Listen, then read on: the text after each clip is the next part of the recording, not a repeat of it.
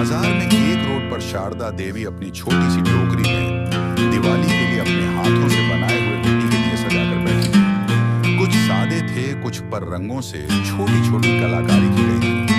तभी इसी भीड़ में एक साधारण सी गाड़ी रुकी, जिसमें से हल्के पीले सूट में एक लड़की उतरी। वह और कोई नहीं बल्कि इसी जिले की डीएम काव्या कुमारी थी, जो दिवाली के लिए मिट्टी के दिए खरीदने बाजार आई थी। तभी काव्या कुमारी की नजर सड़क किनारे पर रंग बिरंगे दिए बेच रही शारदा देवी को पड़ी। काव्या सीधे उनके पास पहुंची। जमीन पर बैठते हुए उसने मुस्कुराकर पूछा, अम्मा, ये दिए कैसे ले रही हैं? बूढ़ी औरत ने एक पल के लिए काव्या को देखा। उसकी आवाज में एक अपनापन था। उसके चेहरे पर एक हल्की सी मुस्कान थी। बोली, ये ले बेटी, जो पसंद आए उठा ले।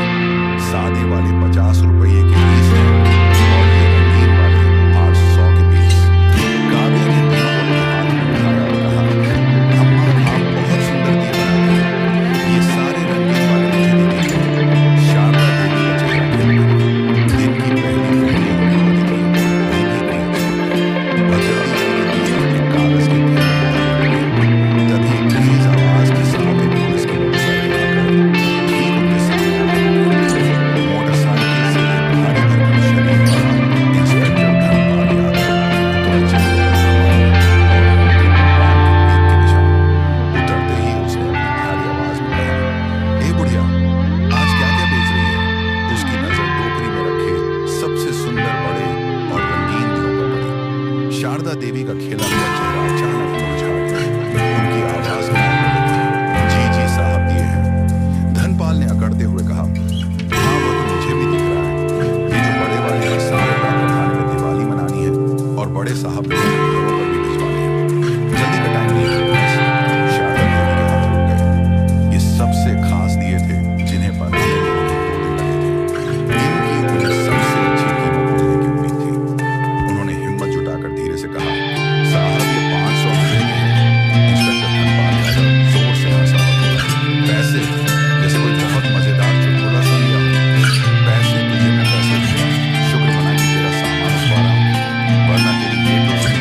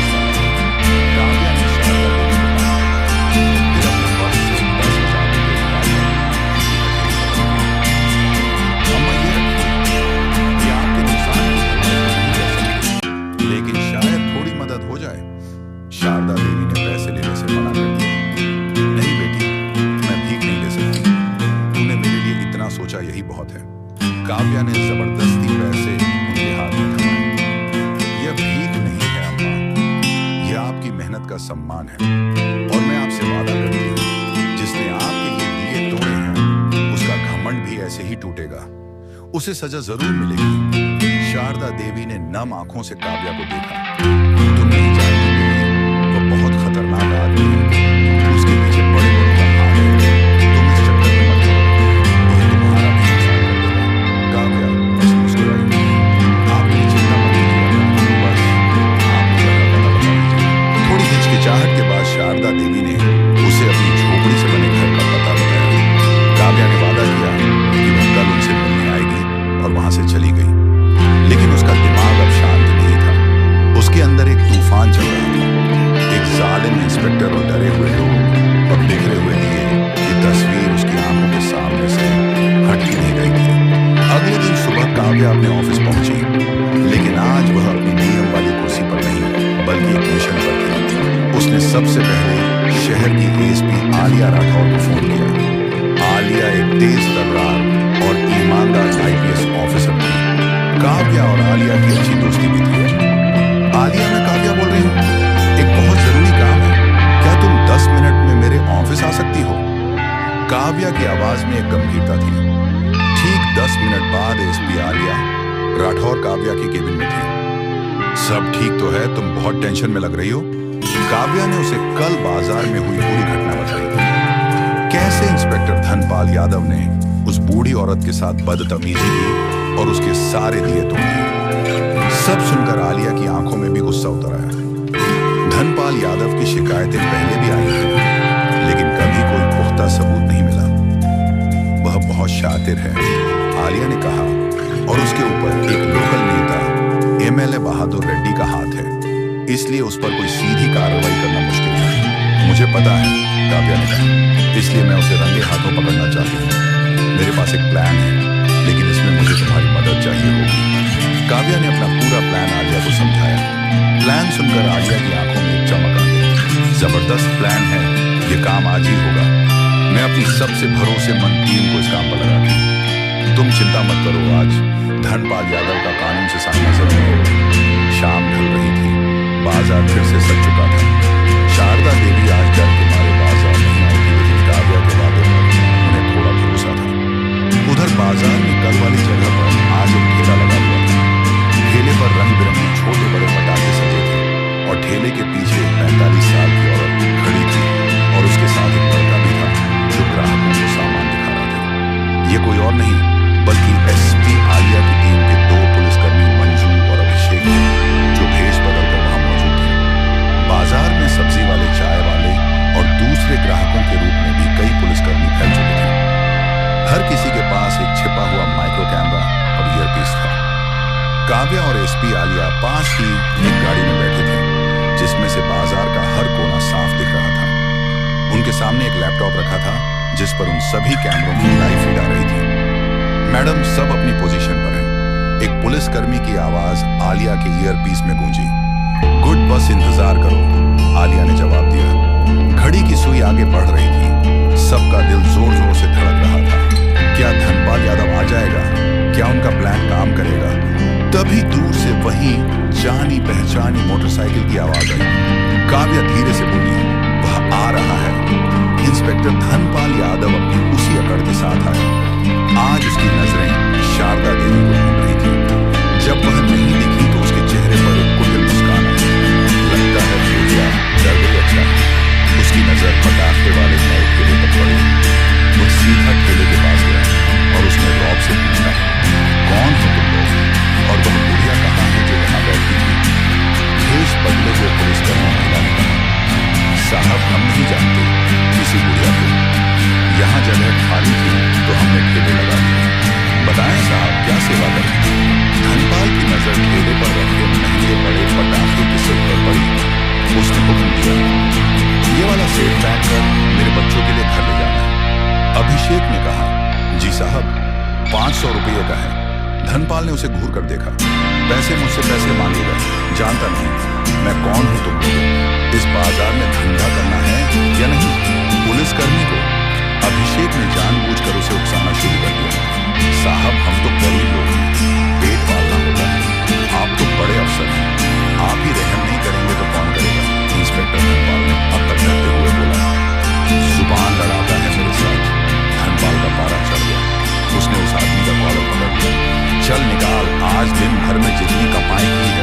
सब निकाल आज। तुझे मैं बताऊंगा कि पुलिस से जुबान लड़ाने का नतीजा क्या होता है। गाड़ी में बैठी काव्या ने आलिया की तरफ देखा। अब आलिया ने अपने ईयरपीस पर कमांड दिया, मूव इन नाउ। इससे पहले कि इंस्पेक्टर धनपाल कुछ समझ पाता, चारों तरफ से ग्राहक, सब्जी वाले और चाय वाले बने पुलिसकर्मियों ने उसे घेर लिया और पड़ाके बेच रही महिला और अभिषेक बना पुलिसकर्मी दोनों अपनी असली पहचान में आ गए और इंस्पेक्टर धनपाल का हाथ पकड़कर उसे झटक दिया।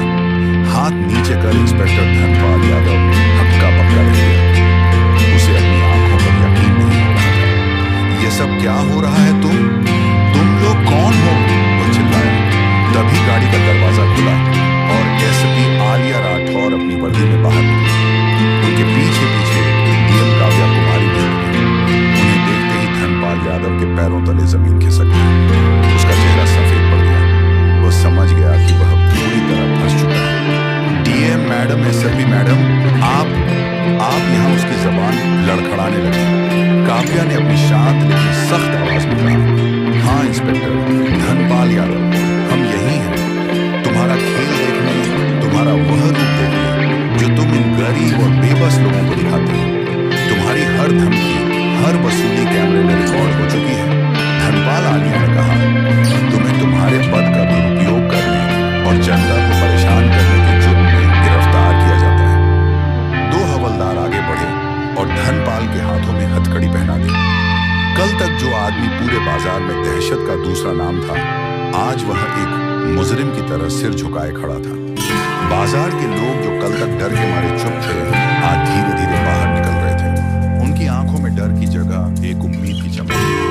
धनपाल को लगा जैसे उसका सब कुछ छिन गया, उसकी इज्जत, उसकी वर्दी, उसका रौब। लेकिन वह इतनी आसानी से हार मानने वालों में से नहीं था। उसके दिमाग में बिजली की तरह अपने आखिरी सहारे का नाम कौन था? रेड्डी सिंह। जैसे ही पुलिस उसे जीप की तरफ ले जाने लगी, वह जोर से चिल्लाया, रुक जाओ, तुम लोग बहुत बड़ी गलती कर रहे हो। तुम जानते नहीं कि मेरे पीछे किसका हाथ है। मैं अभी एमएलए साहब को फोन करता हूँ। 1 मिनट में तुम सबकी वर्दी उतरवा दूंगा। उसने अपनी जेब से फोन निकालने की कोशिश की। आलिया ने इशारा किया और एक हवलदार ने उसका फोन छीन लिया। लेकिन धनपाल की धमकी ने हवा में खोल दिया। सब जानते थे कि एमएलए बहादुर रेड्डी कितना दबंग और पहुंच वाला रहता है। वह अपने आदमी को बचाने के लिए कुछ भी कर सकता है, किसी भी हद तक जा सकता है। फिर तुरंत उसी पल काव्या के हाथ में एक फोन की घंटी बजी। स्क्रीन पर जो नाम चमक रहा था, उसे देखकर काव्या और आलिया एक पल के लिए चौंक गई। कॉलर आईडी एमएलए बहादुर रेड्डी सिंह। काव्या ने आलिया की तरफ देखा। आलिया की आंखों में चिंता की लकीर थी। पूरे बाजार में एक अजीब सी खामोशी छा गई। उधर से भारी आवाज आई, साहिबा, मैं विधायक बहादुर रेड्डी बोल रहा हूँ। सुना है तुमने मेरे एक आदमी इंस्पेक्टर धनपाल यादव को पकड़वा लिया है। ये क्या मजाक है रड्डी के? अभी उसे छोड़ दो, वरना याद रखना, तुम्हारा ये तबादला सिर्फ जिले तक ही सीमित नहीं रहेगा। मैं जानता हूँ तुम अपने तबादलों से कितना डरती हो। मैं तुम्हें तुम्हारे घर के तहखाने तक पहुंचा सकता हूँ, जहां तुम अपने घर वालों के साथ रहकर अपना जीवन गुजारोगी। मेरी शक्ति का अंदाजा तुम्हें है ही नहीं। ये दिवाली का तोहफा है मेरी तरफ से। अभी उसे छोड़ दो, वरना कल की सुबह तुम घर में नहीं होगी। धनपाल यादव की शैतानी मुस्कान और बेली हो गई। बाजार के लोग डर से सहम गए, क्योंकि वे जानते थे कि बहादुर रेड्डी की पहुंच कहां तक है।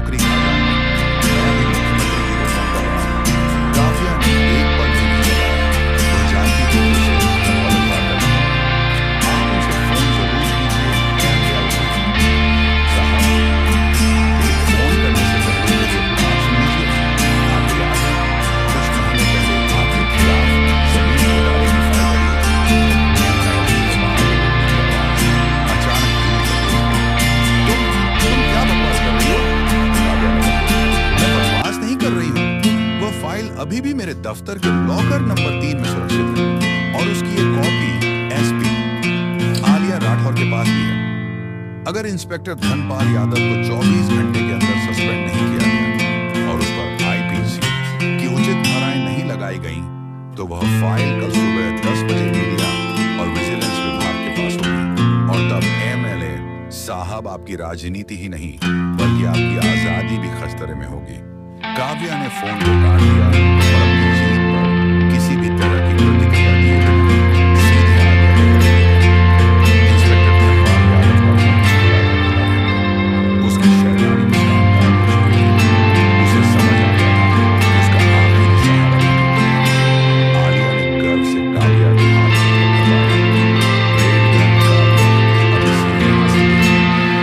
पुलिस इंस्पेक्टर धनपाल यादव को जीत पर उठा कर बाजार के लोग काव्या और आलिया को लेकर तालियां बजा रहे थे। डर का माहौल अब आजादी और जीत की खुशी में बदल चुका था। दिवाली के एक दिन पहले शाम डीएम काव्या कुमारी और एसपी आलिया राठौर दोनों सारे कपड़े में शारदा देवी की छोटी सी झोपड़ी के पास पहुंचे। शारदा देवी ने उन्हें अंदर आने के लिए कहा। अंदर उनका 20 साल का पोता जो अब थोड़ा स्वस्थ लग रहा था अपनी टोकरी में खाना रखने लगा। काव्या ने मुस्कुराते हुए कहा, "अम्मा, हम आपके लिए कुछ लाए हैं। ये देखिए।" उन्होंने हाथ में एक बड़ा सा पैकेज बढ़ाया। इसमें नया सुंदर साथी और पोते के लिए सुंदर कपड़े और उसकी दवाइयां थी। शारदा देवी ने पैकेट को लिया और उनकी आंखें भर आईं।